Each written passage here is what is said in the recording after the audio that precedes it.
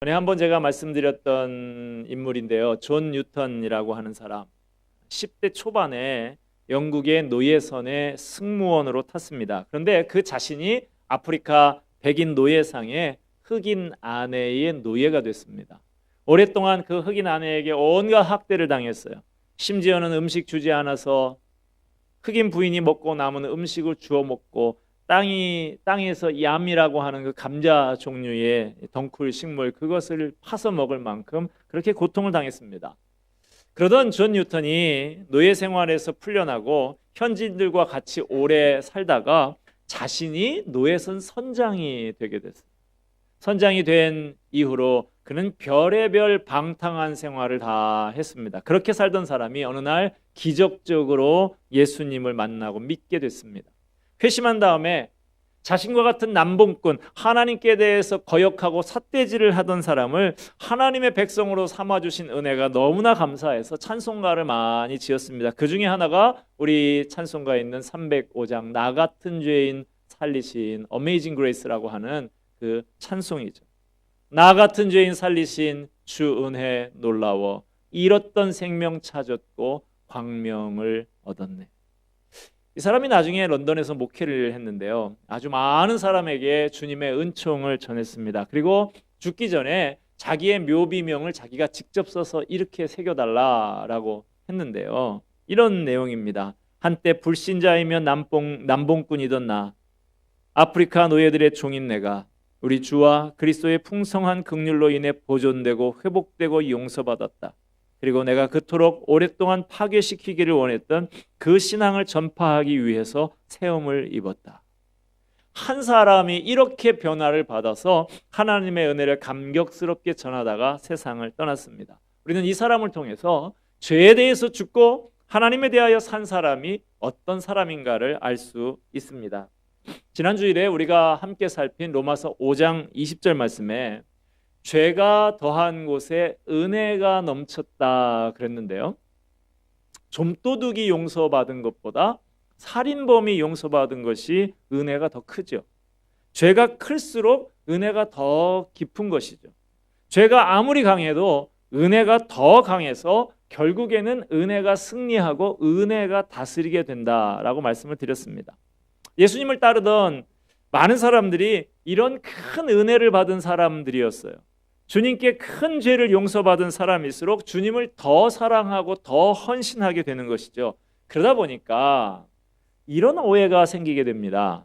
죄가 많은 곳에 은혜가 더욱 넘친다고? 죄를 지으면 지을수록 은혜가 넘칠 것이니까 죄를 더 지어야 하지 않을까? 죄를 지어도 큰 은혜로 덮어주시고 용서하신다고 했으니까 죄를 지어도 괜찮을 거야. 실제로 초대교회 시절에 이런 논리로 자기 죄를 정당화하는 사람들이 있었던 것 같아요. 그래서 오늘 이런 말씀이 주어지는 것 같습니다. 처음에 은혜 받을 때는 감격해서 회개하고 주를 위해 살겠다고 하지만 차츰 은혜가 떨어지고 죄의 유혹이 찾아오면 그 유혹에 쉽게 굴복하게 됩니다. 다른 사람에게 심각한 상처와 피해를 주고도 아무런 사과나 책임지는 일도 없이 그저 나는 하나님 앞에 자백했으니까 다 용서받았다라는 확신에 차 있는 경우도 있습니다. 이창동 감독이 만든 영화 밀양을 보면 아이를 유괴해서 살인한 살인범이 나오죠. 이 사람이 잡혀서 감옥에 가죠. 이 아이를 잃은 어머니가 그 살인범이 수감된 교도소로 면회를 갑니다. 죽은 아이를 생각하면 치가 떨리지만 살인범이 진심으로 용서를 구하면 용서해 줘야겠다라는 마음을 먹고 찾아가요. 그런데 그 살인범의 말을 통해서 큰 충격을 받습니다. 살인범이요, 사과 한마디 말하지 않고 환한 얼굴로 이 세상에서 가장 평안한 얼굴을 하고서 만면에 미소를 지으면서 자신은 감옥 안에서 예수님을 믿고 모든 죄를 용서받았다. 회개하면 내가 용서해 주려고 하는 마음 가지고 찾아갔는데 이 사람이 저 혼자서 다 용서받았다고 한없이 편안한 모습을 하고 있는. 과연 우리가 믿는 은혜의 복음이 그런 것일까요? 자신이 지은 죄의 책임을 이렇게 쉽게 툭 가볍게 털어버리는 것이 믿음으로 구원받는다라고 하는 복음일까요? 믿기만 하면 내 마음대로 살아도 되는 것일까요? 무슨 죄를 지어도 다 용서받으니까 부담 없이 죄를 짓고 무책임하게 뻔뻔히 고개를 쳐들고 다녀도 되는 것일까요? 1절 말씀 다시 봅니다. 그런즉 우리가 무슨 말을 하리요? 은혜를 더하게 하려고 죄에 거하겠느냐? 여기서 거하겠느냐라고 하는 말에 주목해야 됩니다. 거한다라고 하는 말은 어쩌다 가끔 죄를 짓는 것을 의미하는 말이 아니에요. 계속해서 지속적으로 습관적으로 죄를 짓는 것을 뜻하는 말입니다. 우리가 어쩌다가 넘어지는 죄가 있기는 있습니다. 그러지 않으려고 애를 쓰다가도 순간적으로 넘어지는 죄가 있어요. 그러나 이 본문에 나오는 거한다라고 하는 말은 이런 경우를 말하는 것이 아닙니다. 거한다라고 하는 말은 죽치고 산다, 천막지고 산다 그런 말이에요. 머물러서 살림을 차리고 산다 이런 뜻입니다. 그러므로 이 1절의 말씀을 쉽게 풀어보면 은혜를 더하게 하려고 죄 안에다가 집을 짓고 살림 차리고 살 수 있겠느냐 이런 뜻입니다. 성경은 당연히 그럴 수 없다라고 단언을 합니다. 그 이유는 우리가 죄에 대해서 죽었기 때문이라고 합니다. 2절 봅니다. 같이 한번 읽습니다. 그럴 수 없느니라 죄에 대하여 죽은 우리가 어찌 그 가운데 더 살리요. 죄에 대해서 죽었다. 죄에 대해서 죽었다는 것은 더 이상 죄에 대해서 죽은 시체처럼 아무 반응도 할 수 없다는 그런 존재가 됐다는 뜻이 아닙니다. 예수를 믿고 나면 죄가 나를 쿡쿡 와서 찌르고 유혹을 해도 전혀 반응 없는 시체 같은 사람이 되는 게 아니에요. 그럴 수 있다면 얼마나 좋겠어요. 죄에 대해서 죽었다라고 하는 말은 죄의 지배 아래서 죽었다라는 말입니다. 우리는 전에 죄의 지배 아래에 있었습니다. 죄를 왕으로 모시고 죄의 백성으로서 그 지배를 받고 살고 있었어요. 죄가 왕인 거예요. 죄에 의해서 지배받고 조종받고 통제받고 일생토록 주관당하는 그런 몸, 그것이 바로 죄의 몸입니다. 이것이 예수 믿기 전의 상태였어요. 그런데 이제는 죄에 대해서 죽었어요. 이 말은 죄의 지배 아래서 벗어났다는 것입니다. 예를 들어서 여러분이 아주 못된 사장 밑에서 일하는 직원이라고 합시다. 월급은 아주 박하게 주면서 일은 아주 힘들게 시키고 못 살게 구는 못된 사장이에요. 그러던 어느 날 옆에 있는 회사에서 더 좋은 조건을 나한테 제시하면서 스카웃을 해갑니다. 그래서 이 다니던 못된 사장 있는 회사에서 나와서 이제 좋은 사장 있는 회사로 그렇게 이직을 했어요. 그런데 다음 날 전에 다니던 회사의 사장이 전화를 해가지고 이래라 저래라 나한테 일을 시킨다면 어떻겠습니까? 그 말을 들을 필요가 전혀 없는 것이죠. 왜요? 이제는 더 이상 그 회사의 직원이 아니기 때문이죠. 마찬가지입니다. 이전에 우리는 죄가 사장인 회사의 직원이었어요. 그런데 이제는 은혜가 사장인 은혜 회사로 옮긴 것입니다. 그레이스 컴퍼니로 옮긴 거예요. 그러므로 더 이상 죄사장이 유혹하고 설득하고 혹은 고함을 친다 해도 그 말을 들을 필요가 없게 되었습니다. 이런 일이 예수님을 믿을 때 일어난 거예요. 그러면 도대체 우리가 예수님을 믿을 때에 무슨 일이 일어났기에 우리가 죄의 지배 아래서 벗어나게 된 걸까요? 우리가 예수님을 믿을 때 우리는 예수님과 하나가 되는, 예수님과 연합하는 신비한 일이 일어납니다. 우리는 예수님을 믿고 물세례를 받습니다. 물세례라고 하는 것은 우리가 성령으로 세례를 받았다는 증표죠.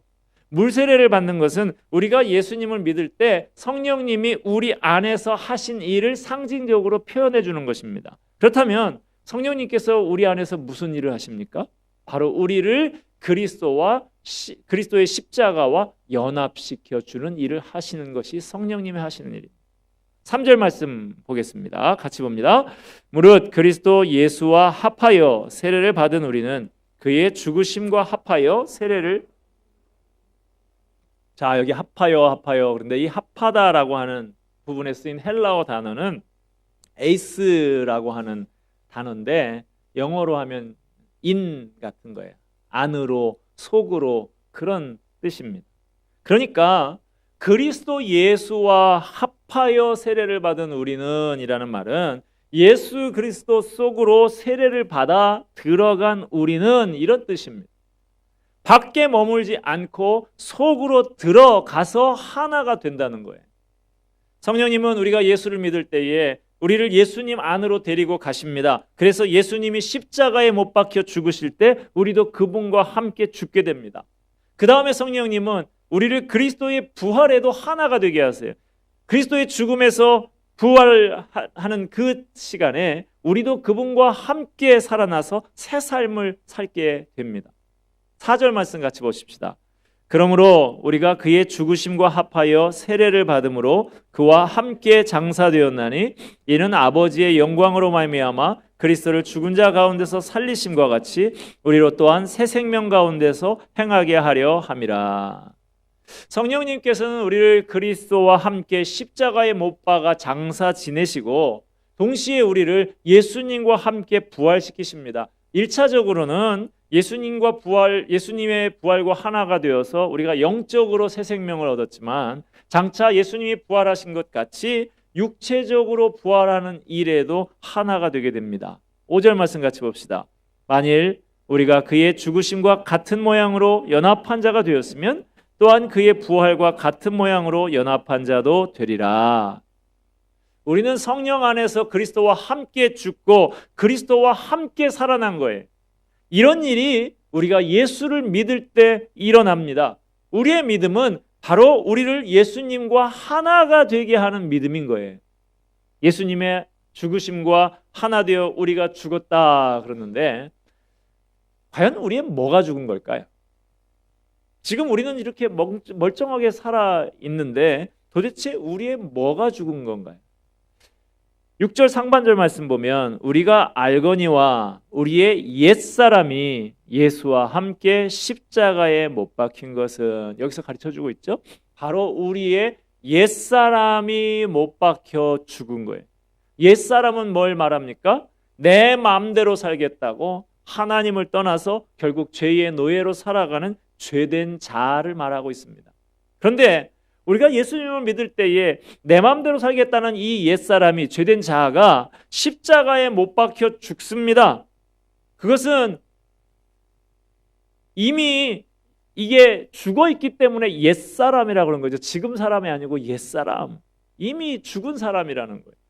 이렇게 정욕대로 살면서 죄의 지배 아래 있었던 옛사람이 죽으면 우리 안에 어떤 일이 일어납니까? 다시 6절 같이 한번 읽습니다.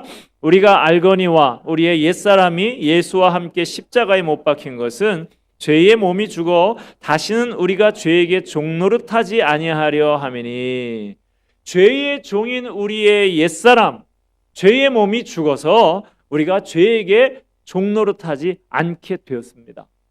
우리는 죄가 지배하고 죄의 종노릇하던 자리에서 죽어버렸기 때문에 그 주장권이 없어진 거예요. 죄의 지배가 끊어져 버렸습니다. 우리의 몸 자체는 악한 것이 아니에요. 이 몸을 사용하는 주인이 악하면 악한 몸이 되고 주인이 선하면 선한 몸이 되는 것입니다. 알라딘의 요술 램프라고 있죠. 거기에 이렇게 램프를 문지르면 뭐가 나와요? 램프의 요정 지니가. 요새는 집집마다 지니가 있는 집들이 있더라고요. 뭐 AI 스피커 뭐 해가지고 하면은 예 주인님 뭘 도와드릴까요? 뭐 이러는데 이게 알라딘의 요술 램프에서 나온 거죠. 자, 그런데 이 램프를 주인이 램프를 문지르는 주인이 악당이면 거기서 나오는 램프의 요정, 램프의 거인 그 지니도 악한 지니가 되는 것이고 램프의 주인이 선하면 램프의 요정도 선한 요정이 되는 거죠. 그러므로 악한 램프의 요정을 없애야겠다. 그러면 지니하고 싸울 게 아니라 그 램프의 주인을 바꾸면 되는 거예요. 램프의 악한 주인이 죽고 선한 주인이 그것을 소유하게 되면 악당 지니도 저절로 사라지고 선한 지니가 살아나게 되는 거예요. 하나님은 우리의 옛사람을 십자가에 못 박으심으로써 죄의 몸을 죽이셨습니다. 이것을 죄의 입장에서 보면 자신을 따르던 백성인 옛사람이 죽은 거예요. 예를 들어서 감옥에서는 죄수들을 감시하고 노동시키는 간수가 있죠. 간수는 매일 죄수들을 점호를 하고 그들을 통제합니다. 그런데 어느 날 죄수가 사형집행을 받아서 그 감옥을 떠나게 됐어요. 그러면 그 다음날부터는 간수가 더 이상 그의 이름을 점호 시간에 부르지 않습니다. 이렇게 죽은 죄수가 간수에게서 자유로워지듯이 죄의 노예였던 우리의 옛사람이 십자가에서 죽었으므로 우리는 죄의 지배에서 벗어나는 거예요. 그래서 7절에 이는 죽은 자가 죄에서 벗어나 의롭다 하심을 얻었음이라 라고 말씀합니다. 우리는 이처럼 옛사람이 죽음으로써 죄의 지배에서 벗어난 사람들입니다. 그리고 새 생명을 얻어서 의롭다 하심을 얻은 존재예요. 그러므로 이제는 더 이상 죄가 우리에게 명령할 수가 없고 지배할 수 없습니다. 죄의 노예인 옛사람은 죽었고 우리는 더 이상 죄의 통제에 따르지 않고 새 주인을 모시게 된 사람이에요. 그러므로 당연히 주인이 바뀐 우리의 몸은 이제 죄의 소유가 아닙니다. 이제 죄를 짓던 몸은 죽었어요. 이제 우리는 예수님의 죽음, 부활과 하나가 되어서 새로운 존재가 되었습니다. 이제 더 이상 죄의 지배 아래 있지 않고 하나님의 지배 아래 있습니다. 새로운 소속에 속하게 됐어요. 하나님이 통치하시는 나라 소속이 된 것이죠. 에베소서 2장 5절 6절 말씀 보면 허물로 죽은 우리를 그리스도 예수와 함께 살리셨고 또 함께 일으키사 그리스도 예수 안에서 함께 하늘에 앉히시니 우리는 하나님 나라의 시민권을 가진 거예요. 쇼생크 탈출이라고 하는 영화 있죠. 유명한 영화인데 악명 높은 사형수들의 감옥 쇼생크에서 억울하게 살인 누명을 쓴 앤디라고 하는 사람이 수감돼서 19년이라는 세월을 견디다가 마침내 탈옥에 성공하는 그런 이야기입니다. 능력 있는 은행 간부였던 주인공 앤디가 교도소 간수들과 소장들의 환심을 사게 되죠. 그들의 재무 관리를 해주고 그렇게 또 검은 돈까지 관리를 잘 해주면서 신임을 얻습니다. 그래서 좀 특혜를 받죠. 그런데 이 모든 것이 탈출을 위한 계획이었습니다. 자기 간방에다가 대형 여배우의 브로마이드를 걸어놓고 그 뒤에다가 수석을 조각하는 조그마한 망치를 가지고 매일씩 그 브로마이드 뒤벽을 긁어냅니다. 그 흙을 주머니에 가지고 그 운동장에다가 조금씩 그렇게 뿌리죠. 그래서 그 안에 몇 년에 걸쳐서 조금씩 그것을 파서 그 굴을 파버린 거예요. 쏟아지는 빗속에서 그렇게 천둥번개가 치는 그날에 드디어 앤디가 탈출을 감행을 합니다. 감옥 밖에 환기통인가에 덕트를 막 타고 내려와 가지고 그 개울물을 건너면서 옷을 벗어 던지고 죄수복을 더 던지고 두 팔을 벌려서 그렇게 자유를 만끽하는 그 장면이 참 인상 깊게 기억이 납니다. 바로 이 쇼생크 탈출, 이 영화와 같은 일이 우리에게 일어난 거예요. 우리가 살아가는 세상은 바로 악명 높은 쇼생크 감옥과 같은 곳입니다. 아무도 거기에서 벗어날 수가 없어요. 그런데 예수님이 쇼생크 감옥 같은 이 세상에 찾아오셔서 십자가의 죽음과 부활로 터널을 뚫어 놓으셨어요. 죄가 지배해서 사형 선고를 받고 복역하는 세상에서 영원한 생명의 나라인 하나님의 나라로 터널을 뚫어 놓으신 것입니다. 그 터널이 바로 예수님이십니다. 그분이 곧 길이요 진리요 생명이십니다. 그 예수님을 우리가 믿어서 그분과 우리가 하나가 되자 우리에게 엄청난 변화가 일어났습니다. 우리의 소속이 죄의 소속에서 하나님 나라 소속으로 옮겨진 거예요. 이걸 아는 것이 정말 중요합니다. 예수님 안에서 우리의 소속이 바뀐 것을 모르게 되면 우리는 바보같이 계속해서 죄의 종노릇을 하면서 살게 되는 거예요. 따라서 우리에게 일어난 영적인 변화 우리가 분명히 알아야 됩니다. 소속만 바뀐 것이 아니라 우리의 주인이 바뀌었습니다. 우리는 더 이상 죄의 종이 아니고 하나님의 종이에요. 이젠 나는 죽고 내 안에 주님이 사시는 존재가 됐습니다. 더 이상 이제 나의 주인은 내가 아니고 예수님이십니다. 그러므로 우리는 하나님의 종이에요. 흔히들 하나님의 종 그러면 신학교 가고 목사 되어야만 하나님의 종이다라고 생각하는 경향이 있는데 그렇지 않습니다. 누구든지 예수를 믿는 순간에 바로 마귀의 종에서 하나님의 종이 되는 것이죠. 참 믿음은 예수님이 나의 구주이시면서 동시에 나의 주인인 것을 인정하는 믿음입니다. 예수님이 나를 위해 돌아가신 구세주이신 것은 믿는데 나의 주인이다라는 것은 믿지 못하고 내가 종인 것을 인정하지 못한다고 하면 그 믿음은 제대로 된 믿음이 아니죠. 그리스도인은 누굽니까? 하나님의 소유가 된 사람이에요. 내 안에 그리스도께서 사시는 사람입니다. 나를 위해서 사는 사람이 아니라 주를 위해서 사는 사람입니다. 이처럼 예수님과 하나가 되는 것을 통해서 우리에게는 신분의 변화와 소속의 변화가 일어났습니다. 새 생명을 얻어서 하나님의 자녀라 하는 새로운 존재가 되었고 하나님 나라 소속이 돼서 새로운 주인을 섬기는 하나님의 종이 됐어요. 죄라는 폭군으로부터 벗어나서 은혜로운 하나님의 종이 된 것입니다. 자, 이렇게 우리는 법적으로 죄의 지배로부터 벗어났지만 여러분 실제로 살다 보면 어때요? 순간적으로 죄에게 굴복할 때가 많지 않습니까? 먹고 살기 바쁘다 보면 죄에 넘어가기가 쉽습니다. 체면 때문에 죄에 넘어가는 경우도 있어요. 이왕 살 바에 권세를 누리면서 떵떵거리면서 살아봐야겠다는 그 마음 때문에 넘어질 수도 있습니다. 100여 년 전에 미국에서 남북전쟁을 했죠. 그래서 노예 제도가 폐지됐는데 그러나 오랫동안 노예 제도의 그늘 아래서 살아왔던 늙은 흑인 노예들은 그들에게 주어진 새로운 신분과 지위를 이해하기가 힘이 들었습니다. 노예제도가 폐지되었다는 소식은 그렇게 공공연하게 알려졌습니다마는 실감이 나지 않았어요. 같은 동네에 옛 주인 그 사람 백인이 살아가고 있는데 그 사람이 가까이 다가오면 부들부들 떨고 팔려가지 않을까 두려워했습니다. 그들은 노예가 아니었어요. 이제 자유인이에요. 법이 바뀌어서 신분과 지위가 완전히 달라졌는데도 그것을 인식하고 자기 것으로 완전히 만드는 데는 많은 시간이 걸렸다라고 하는 것이죠. 오늘 일부 때도 제가 확인을 해봤는데 군대에서 갓 제대한 청년에게 물어봤어요. 너 아직도 군대 꿈꾸지?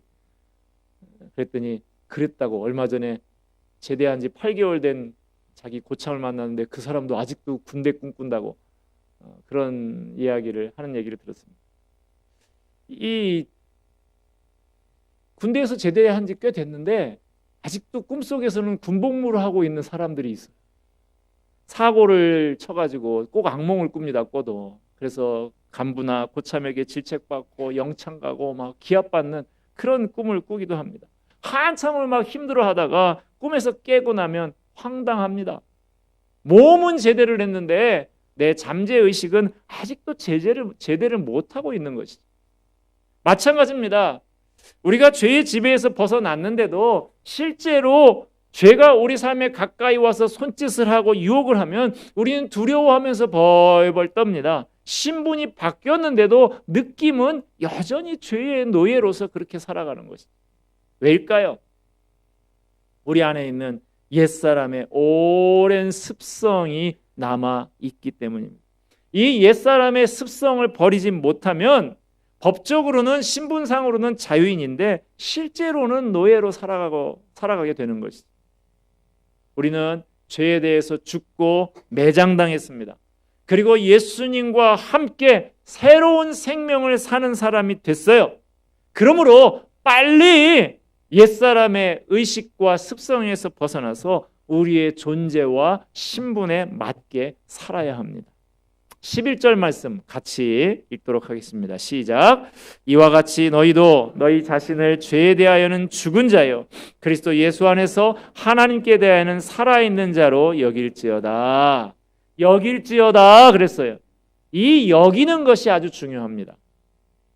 어떤 부자 친척이 자식이 없어서 재산을 물려줄 사람이 없으니까 먼 친척 되는 여러분들에게 1,000억 원 송금해주고 세상을 떠났다고 합시다.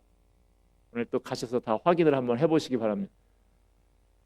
여러분이 그 사실을 통보를 받았다 하더라도 그 사실을 믿지 않고 그 돈을 내 것이라고 여기지 않으면 아무 소용이 없는 것이죠. 큰 돈이 내 계좌에 쌓여 있습니다만은 나는 여전히 가난하게 사는 거예요. 하나님께서 우리에게 너는 죄에 대해서는 죽은 자요 하나님에 대해서는 산 자다 라고 말씀하시면 나도 그렇게 여기면서 살아야 하는 것입니다. 하나님이 나를 그렇게 여겨주시니 나도 믿음으로 그렇게 여기면서 사는 거예요. 이게 믿음이에요. 믿음이라는 것은 그렇게 여기고 사는 것입니다. 내가 받은 복이 무엇인지 알고 그것을 누리는 거예요. 그러므로 우리가 이렇게 자꾸 알기는 알아도 잊어버리는 거, 이거 어떻게 해야 될까요? 내게 일어난 일을 잊어버리지 않기 위해서 반복적으로 복음을 들어야 합니다. 그리고 하나님의 자녀다운 삶을 자꾸만 연습하고 훈련을 해야 돼. 더 이상 죄가 나를 지배하지 못하게 자꾸 복음을 듣고 훈련을 해야 하는 것입니다. 우리는 연약한 존재지만 이미 죄에 대해서 죽은 존재라는 것 절대로 잊지 마시기 바랍니다. 이것을 늘 확인하고 그렇게 여기면서 사시기 바랍니다. 이제 우리는 하나님께 대하여 살아있는 새로운 존재이기 때문에 이제 우리가 말씀에 순종하는 훈련만 하면 은혜가 넘치는 풍성한 새 삶을 살 수가 있습니다. 여러분, 내가 어디 서 있는 사람인가 잊지 마시기 바랍니다. 내 신분이 무엇인지 늘 기억하시기 바랍니다. 우리는 죄에 대해서는 죽었고 하나님에 대해서는 살아있는 새 생명입니다. 이제 더 이상 정체성의 혼란을 겪으면서 갈팡질팡하지 마시고 늘 내 존재와 신분을 확인하며 그에 걸맞는 삶을 훈련하셔서 하나님의 사람다운 풍성한 삶을 누리며 살아가는 저와 여러분이 되기를 주님의 이름으로 축원드립니다. 기도하겠습니다. 은혜와